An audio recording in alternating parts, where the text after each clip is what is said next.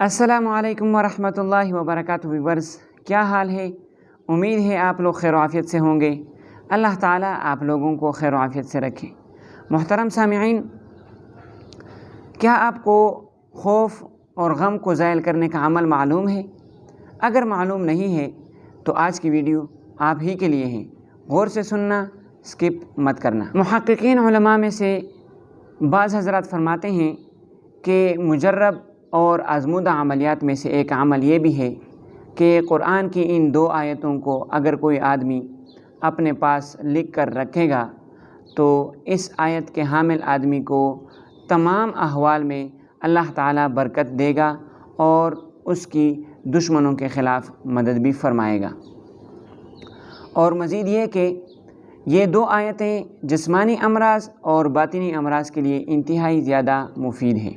تیسری بات یہ ہے، اگر کوئی آدمی کسی صاف برتن میں ان آیت کے حروف تہجی کے اعداد کو لکھے گا اور پھر ان آیات کی جو تعداد ہے ان کو پاکیزہ تیل کے ساتھ یا تلوں کے تیل کے ساتھ دھو لیا جائے اور پھر اس تیل کو متاثرہ جگہ پر جیسے زخم، آسیب، پوڑا اور اپھارا وغیرہ جتنے بھی زخم ہیں اس پر لگا دیا جائے تو انشاءاللہ اللہ تعالیٰ کے فضل سے یہ ختم ہو جائیں گے۔ علماء حضرات فرماتے ہیں کہ بعض تو اسی دن ہی ٹھیک ہو جاتے ہیں۔ علامہ دمیری رحمہ اللہ فرماتے ہیں کہ ہمارے شیخ علامہ یافی رحمہ اللہ نے ہمیں اسی طرح بیان کیا ہے۔ اب باری آتی ہے ان 2 آیتوں کی کہ وہ 2 آیتیں کون کون سی ہیں۔ تو سب سے پہلی آیت جو ہے وہ سورہ آل عمران کی 154 نمبر آیت ہے۔